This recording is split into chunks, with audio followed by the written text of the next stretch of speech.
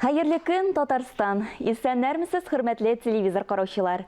Яңа туган көн һәр барчабызга шатлык, сөенечләр генә алып килсен дигән изге теләктә, мин Айзилә Батырханова һәм тапшыруыбызның иҗат төркеме туры эфирда тапшыруыбызны башлыйбыз. Бүген 6 октябрь, сишәмбе. Тапшыруыбызны һәр вакыттагыча тарих битләренә кереп калган истәлекле вакыйгаларны барлаудан башлыйбыз. Бүген бөтен дөнья яшәү тирәлеген саклау көне. Аның максаты кешелекнең игътибарын планетабызны саклау проблемаларына юнәлтү. Бу бәйрәм 1979 елның 6 октябрендә кыргый табигатьне һәм табигый яшәү тирәлеген саклау турында Берни конвенциясе кысаларында оештырыла. 2010 елның 6 октябрендә Instagram мобиль кушымтасы кулланылышка кертелә. Эшли башлаган мәлдә Instagram бары фотосурәтләр алмашу өчен җайлашкан булса, хәзер анда фото һәм видеолар йөкләргә, хәбәрләр алмашырга, тавышыңны яздырып була. Шулай ук 6 октябрь көнне Россиядә иминиятләштерүчеләрнең һөнәри бәйрәме. 1921 елның 6 октябрендә РСФСРда Госстрах эшли башлый. Әлеге дата Россиядә иминият эшчәнлегенә нигез салу көне буларак кабул ителә. Соңгы 10 ел эчендә Татарстан президенты программалары буенча 239 балалар бакчасы төзелде. Бик күп балалар бакчаларында төзекләндерү эшләре үткәрелде. Нистә еллардан бирле эшләүче әлеге бакчалар тәҗрибәле тәрбиячеләре озак еллар тупланган традицияләре белән горурлана ала. Казан шәһәре Совет районының 352-нче Миләшкәй балалар бакчасы ачылганга быел 45 ел тулды. Дөресенде диеп китерәләр бакчага, Миләшкәй дигән бакчага, анда күп бала чага. Бала чактан алынган тәрбияне соңыннан бөтен дөнья халкы да үзгәртә алмас дип язып калдырган бөек галим мәгърифәтче Ризаэтдин Фәхретдин. Бу бөек сүзләрнең асылына төшенсәң, балалар бакчасында эшләүче тәрбияченең нинди җаваплы эш башкаруын аңларга мөмкин. Һәрбер эштә дә җаваплылык бар инде ул. Балалар иң мөһиме балалар бакчасында эшләүендә балаларны бик нык ярату кирәк инде.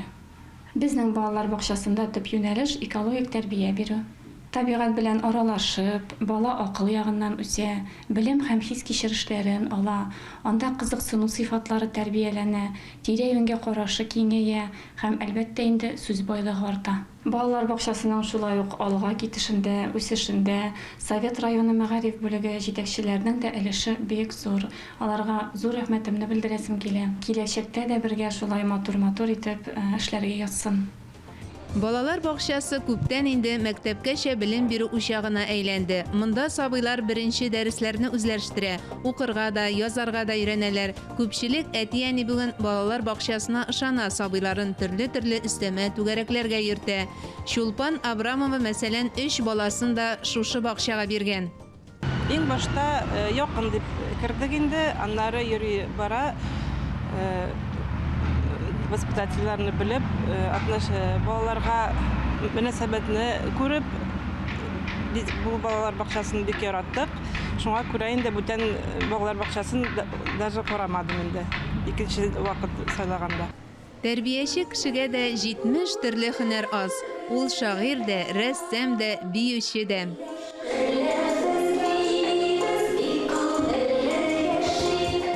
Балаларның сәләтен үстерү өчен, аларны төрле яклап ачу өчен тәрбияче нинди генә шөгыльләр тапмый. Тәмле тел җан азыгы. 26 ел биредә тәрбияче булып эшләүче Гөлшат Кәримова тәрбияче эшендә бернинди дә вак-төяк нәрсә юк. Эшләнгән эш, һәр караш, һәр сүз тирән мәгънәгә ия булырга тиеш дип саный. Безнең эшебездә аудио язмалар, анимацион сюжетлар, мультфильмнар, интерактив уеннар ярдәм итә. Шөгыльдә өйрәнгәннәрне без режим моментларында ныгытабыз, актив сөйләмгә кертәбез. Әле безнең балаларыбыз өстәмә белем түгәрәкләрендә инглиз телендә өйрәнәләр, бик яратып өйрәнәләр. Алтыннан да кыйммәтле булган нәрсә тәрбияле баладыр. Ата-ана үзенең йөрәк җимеше баласын балалар бакчасында эшләүче тәрбиячеләргә тапшыра. Биредә тәрбияче белән әти-әниләр арасындагы мөнәсәбәт тә гаиләдәге кебек шул.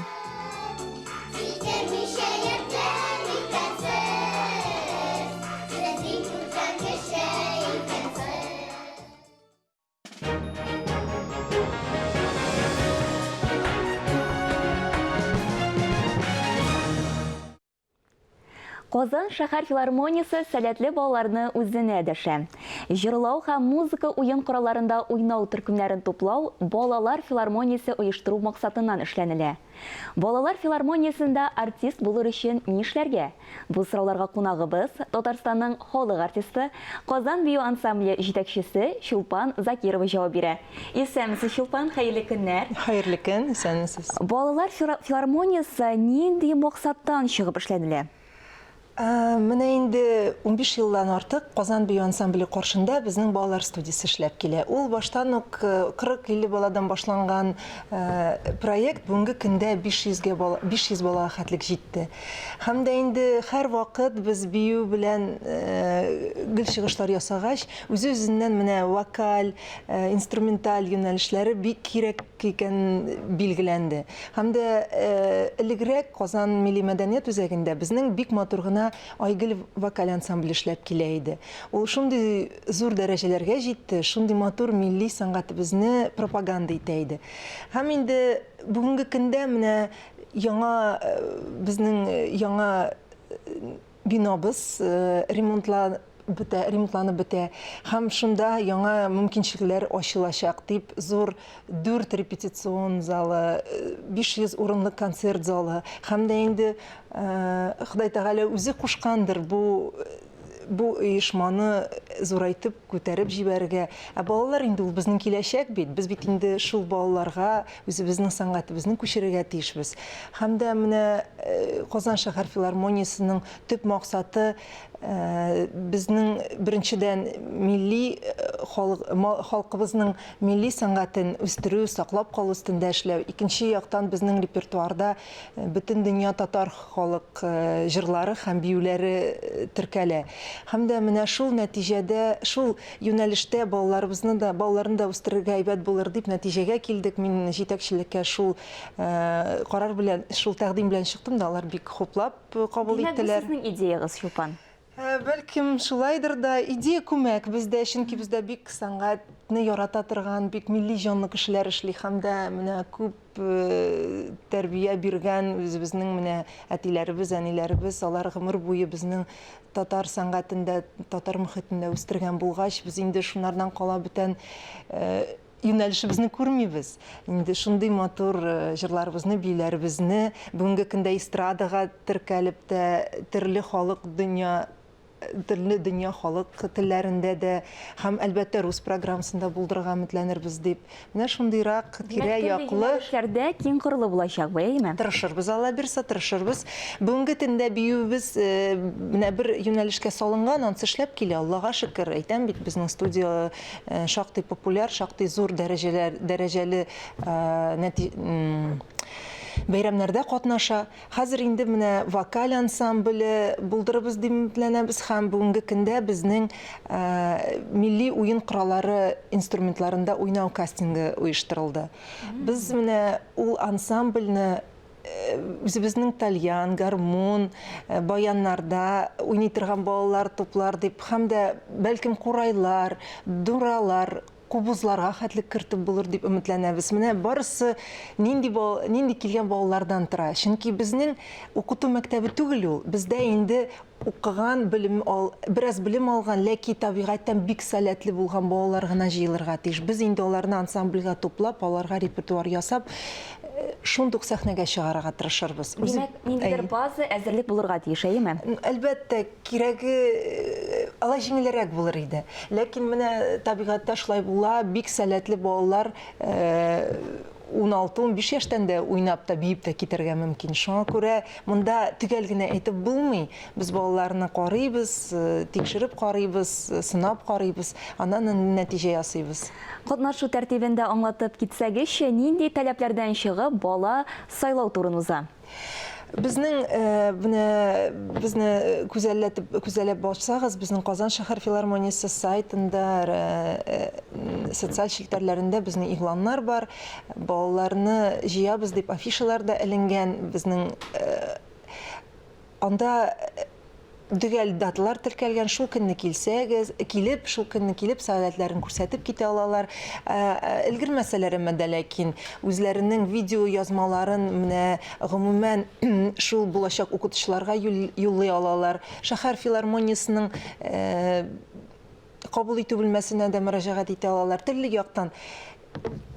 Мин ничек әйтәм, тырышкан кеше таба ул, теләгән кеше килә ул. Шуңа күрә төрле яктан менә Казан шәһәр филармониясе дип истә калдырыгыз да, балалар филармониясына керәсем килә дип килсәгез, анда һәрберсе сезне кычак җайып көтеп алачак. Ләкин барыбер дә төгәл вакыты бардыр бит. Менә бу төгәлләнәчәк диген. Менә киләсе ял көне, якшәмбе көнне безнең менә сәгать кич обедтан соң сәгать 3-тән кичке 6-га хәтлек менә тагын караулар булачак. Казан шәһәр филармониясе Островского урамы 25-нче йортка килә аласыз. Безнең менә юнәлешләрнең инде җитәкчеләре дә билгеләнде, шуны да әйтеп китәсем килә. Вокаль ансамбль безнең бик атаклы Гөлназ Гафурова дигән җырчыбыз алып барачак. Аның инде бик шактый 15 елдан артык педагогика өлкәсендә стажы бар. Менә инструментлар юнәлешен безнең атаклы баянчыбыз Атказан, Татарстанның атказанган артисты Наил Сагдиев алып барачак. Казан Нуры оркестрының солисты. Анарга кушылып тагын җитәкчеләр эзлибез. Менә бик төгәл итеп әйтәсем килә, һәрбер коллективның үсеше һәм ачыклануы бик җитәкчедән тора. Ничек менә ул эндәп алып китәчәк, шуннан аның байлыгы һәм матурлыгы тупланачак. Бию юнәлешен әлбәттә инде сез алып барачаксыз. Әлбәттә, мин генә түгел. Бу елларда инде ничек уйлыйсыз, 500 баланы бер үзем алып бара алмыйм. Безнең 12 кешелек педагогика составыбыз бар. Безнең студияның директоры бар, секретаре. Ул шактый зур эш. Безнең филиалларыбыз бит инде таралды. Без 6 җирдә хәзер нигезләнәбез. Аллага шөкер, ата-аналар әз генә кызыксына башлагач, безнең Казан бию ансамблен инде күргәч, әлбәттә, ул безнең бик шәп реклама балаларны җыю өчен. Чөнки ата-аналар күргәч, Казан бию ансамбле кебек минем бала бийсен инде дип Шушы урында әйтәсе килә. Менә бу балалар филармониясына эләккән балалар, киләчәктә аларга нинди мөмкинлекләр ачыла? Әлбәттә. Иң беренчедән без аларны үзебез белән сәхнәгә алып чыгарга тырышачакбыз. Менә әйтүемчә, безнең инде тәҗрибәбез бар. Ничәмә еллар без бию юнәлешен, шулай Казан бию ансамблінің һәрбер концертында төрле составларда төрле яңа биюләр оештырып алып чыгабыз.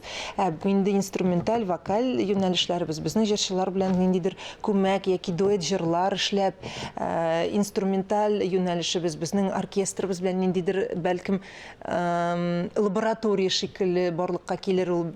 Менә үзенчә ул ничек тә атасагыз ярый. Кичкенә генә продюсер үзәге балалар өчен яки сәнгать уку лабораториясыдыр ул. Без төрлечә әлбәттә эзләнербез.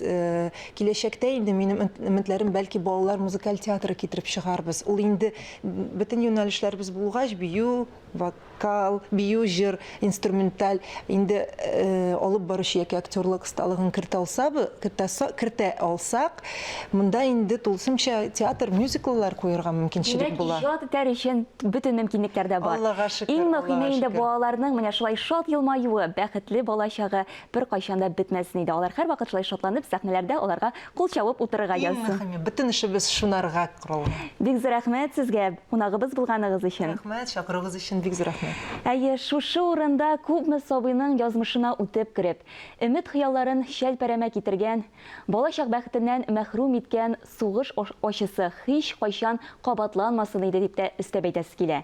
Инде киләчәк буыннарның якты тормышы өчен үз-үзләрен аямыйча көрәшкәннәргә рәхмәт ки хисси йөрәкләрдә мәңге саклансын. Иң мөһиме, үсеп килүче яшь буын бу бәхетле тормышның кыйммәтен белеп, тыныч тормыш бүләк иткән бабаларын хәтерләсен иде.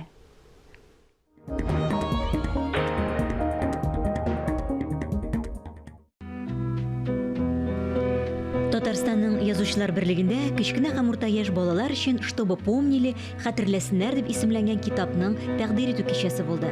Бейік жүңінің 75 елығына бағышланған жиынтықта Россия, Беларуси, Украина, Әзербайжан, Латвия, Алмания, Испания һәм Израильден 42 авторының шигырьләре, хикәяләр һәм истәлекләре урын алган. Бейік Ватан сугышының тарихын төрлечә язырга тырышу очраклары булды. Ләкин менә еллар узган сайын без шуны аңлыйбыз, әлеге сугышның кыйммәтләре әле еллар узгач кына үзенең яңаяклары белән ачыла бара. Әлбәттә, менә шушы тарихи хәтерне аргументланган фактлар белән дә избатлап була. Шулай ук шигъри сүз белән дә избатларга мөмкин икән. Китапка фронтовиклар Муса Жәлил, Фатих Кәрим һәм бүгенге буын иҗатчылары Эльмира Шәрифуллина, Тахир Шамсуаров кебек татар шагыйрьләренең дә иҗаты кергән. Булай икән кешелекнең анадан тума көне, җиңү көне, бу дөньяның яңадан туган көне, майның 9-нчы көне, гасырның изге мәле, шул көне безне үлемнән тартып алды, бирмәде. Biz сокланган ветераннар, алар инде күбесе юк. Шуның өчен менә арадан инде үзлек булмасын өчен яшь буынга сеңдерергә кирәк. Нәрсә ул сугыш? Һәм безнең халкыбыз шушы сугышта бүтән дөньяга тынычлык булсын өчен барышында эшләде икәнне төшендереп алырга кирәк. Чөнки буыннар шулбыр үзелмәсен дип борчыланмый. Ә моның өчен бүгенге балаларга шу сугышның ачылыгын, шу бүтән авырлыгын бүген сөйләп калырга кирәк. Иганәчеләр ярдәме белән бастырылган уникаль китап мәктәпләргә һәм шәһәр китапханәләренә тапшырылачак. Тапшыруыбызны Татар йөзе сәхифәсе белән дәвам итәбез. Рабит ага Батула музейындагы тагын бер ядкәр белән таныштыра. Биектау төбәге Чыршы авылында урнашкан музейга бергәләп сәяхәт кылыйк.